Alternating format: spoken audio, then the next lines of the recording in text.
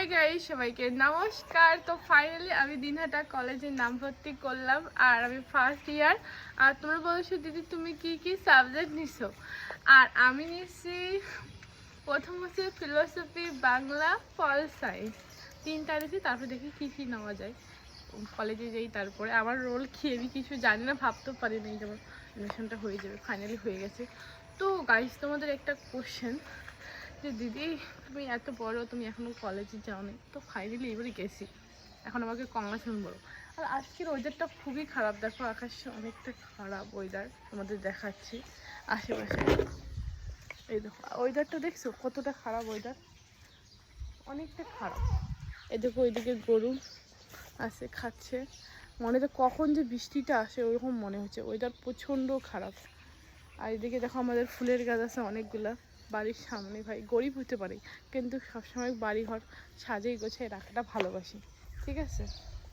তো গাইস জানি না তোমরা আমাকে এতটা ভালোবাসা দিছো যে আমার 6 লাখ সাবস্ক্রাইব হয়ে গেছে।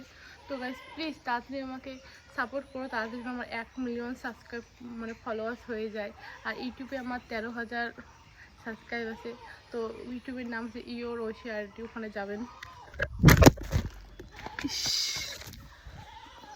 গাইস নিচ থেকে মোবাইলটা পড়ে গেছে, ভাগ্য ভালো আইফোন কিছু হয়নি, নাহলে তো আমি মার খেতাম আমার মার। সেদিনকে ঘুরে গেছিলাম এই যে এগুলার ওষুধ আনতে। কেউ তো বলো তবে ট্রিটমেন্ট করি না, আমি যথেষ্ট ট্রিটমেন্ট করি, এগুলার ওষুধ আমার অনেক টাকা খরচা হয়ে যায়। মুখের খাবার আমি চিকেন খাইতে পারি না, জানো আমার খুব ইচ্ছে করে চিকেন খাইতে। চিকেন খাইলে আমার এগুলো লাল হয়, অ্যালার্জি হয়, সাদা হয়, বাজে লাগে, ফের আমার চুল রক্তে খারাপ হয়ে যেন উকুন ধরে, উকুন ছাড়ে, মানে একটার পর একটা সমস্যা লেগে আছে আমার পিছনে।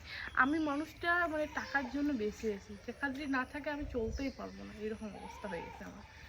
আমার না মাঝে মাঝে না অবাক লাগে, নিজেকে না ভাল লাগে না, আমি এত জ্বালা এত প্যারেক নিলে কি হয় নাকি আমি বুঝি না। এখন তো আমার বাড়িতে আসছি, এখন চলতে পারি, আমার শ্বশুর বাড়ি গেলে আমার বাড়ির লোক, শ্বশুর বাড়ির লোক কীভাবে আমাকে মানবে, এত আমার ঝামেলা, আমি এটা ভাবি।